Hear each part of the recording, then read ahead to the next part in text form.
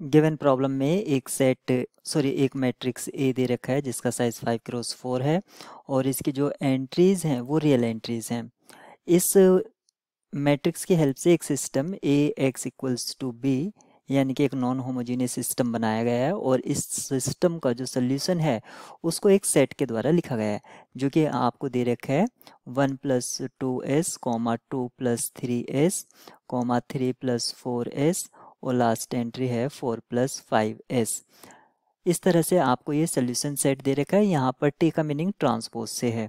आप इस solution set को किस तरह से लिख सकते हैं, कोई भी जो भी इस सोल्यूशन सेट में होगा उसको आप लिख पाएंगे linear combination of these two vector 1 2 3 4। आप ये फर्स्ट एंट्रीज उठा लीजिए 1 2 3 4 और ये आपका एक वेक्टर हो गया और दूसरा जो वेक्टर है वो है 2 3 4 5 यानी कि 2 3 4 5 यानी कि कोई भी सोल्यूशन इन दो वेक्टर के लीनियर कॉम्बिनेशन में लिखा जा सकता है।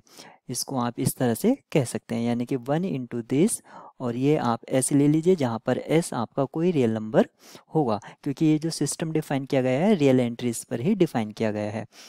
अब इस को देख के आपको पता चल रहा है कि ये दो वेक्टर से जनरेट हो रहा है तो इस सोल्यूशन सेट की जो डायमेंशन है वो 2 है। अगर मैं इसको W से डिनोट करूं तो डायमेंशन ऑफ W यहाँ पर 2 हो जाएगी। लेकिन आपसे यहाँ पर डायमेंशन के बारे में नहीं पूछा गया था, पूछा गया था रैंक ऑफ ए। आप यहाँ पर देख सकते हैं रैंक ऑफ ए बताना है। तो रैंक और लीनियरली इंडिपेंडेंट सोल्यूशन में आपका एक रिलेशन होता है। तो number of linearly independent solution यानी कि जिसको मैं LI कह सकता हूँ, number of linearly independent solution, ये इक्वल्स होता है क्योंकि ये 4 साइज का मैट्रिक्स था,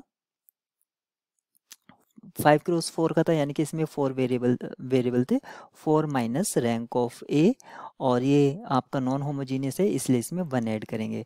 आपके पास दो LI वेक्टर आए हैं 4 minus rank of A plus 1 और अगर आप इस इक्वेशन को सॉल्व करते हैं तो यहाँ से रैंक ऑफ ए आपको कितना मिल जाएगा, 3 मिल जाएगा। अब यहाँ पर 3 जो दे रखा है ऑप्शन बी में दे रखा है इसलिए ऑप्शन बी यहाँ पर राइट की होगा।